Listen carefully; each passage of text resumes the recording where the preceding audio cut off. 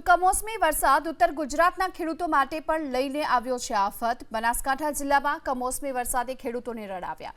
અમીરગઢ પંથકમાં વરસાદથી મકાઈ, જુવાર, બાજરી સહિતના પાકને પણ નુકસાન પહોંચ્યું છે।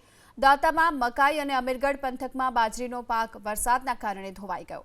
પાંથાવાડા માર્કેટ યાર્ડમાં ખેડૂતોની જણસી પલળી ગઈ। એરંડાની 500 થી પણ વધુ બોરી પલળી જતા નુકસાન પહોંચ્યું છે। અરવલ્લી જિલ્લાના ભિલોડા યાર્ડમાં ઘઉં, મકાઈ, સોયાબીનનો પાક પલળી ગયો। ખુલ્લામાં રાખેલો પાક પલળી જવાને કારણે વેપારીઓને નુકસાન ગયું છે। વેપારીઓ તાડપત્રીથી પાક બચાવવા માટેનો પ્રયાસ કરતા પણ જોવા મળ્યા।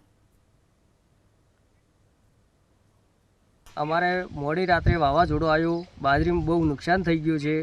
અમારે કુચાવાડા બેંકમાંથી પાક ધિરાણ પણ લીધેલો છે બાજરી ઉપર કે અમે ભરી દઈશું।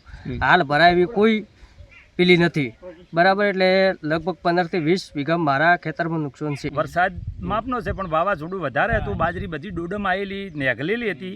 15 થી 20 દિવસમાં પાકી જોત એ બધી બાજરી પડી ગઈ, ભગાઈ ગઈ અને બધું હળી દાહે। ઢોર 25 ઢોર છે, એમને સાર પણ હવે વેચાતી લાવવી પડે એવી પોઝિશન થઈ ગઈ છે અમારી। અને બીજું કે હાલ જે બાજરી છે એ અમારા ગામમાં 40 થી 50 ખેડૂતોને આવું નુકસાન છે। આ સરકાર જો કોઈ હાલે તો થોડા ઘણો લાભ તો બરાબર છે, નકે બાકી ખેડૂત હાલ 2 વર્ષે હમા અમે નહીં થઈ શકે, કારણ કે 700-800 રૂપિયા બિયારણનો ભાવ હતો, ડીયુપી મોંઘો હતો, ખેડાઈ મોંઘી હતી। બનાસકાંઠામાં કમોસમી વરસાદના કારણે શક્કરટેટીના પાકને પણ નુકસાન પહોંચ્યું છે। અમીરગઢ, ઇકબાલગઢમાં શક્કરટેટીના પાક પલળી ગયા। શક્કરટેટીનો પાક ધોવાતા ખેડૂતોને રડવાનો વારો આવ્યો। અંદાજે 18 વીઘામાં શક્કરટેટીનું વાવેતર કરવામાં આવ્યું હતું। માવઠાના કારણે શક્કરટેટીનો પાક ધોવાઈ ગયો છે।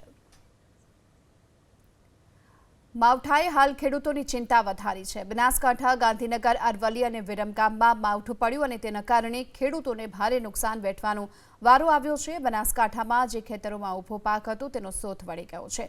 આ તરફ ગાંધીનગરમાં પણ ખેડૂતો ચિંતિત બન્યા। માવઠાના કારણે કમોસમી વરસાદના કારણે અરવલ્લી અને વિરમગામમાં એપીએમસીમાં જે જણસ રાખવામાં આવી હતી તે પલળી ગઈ।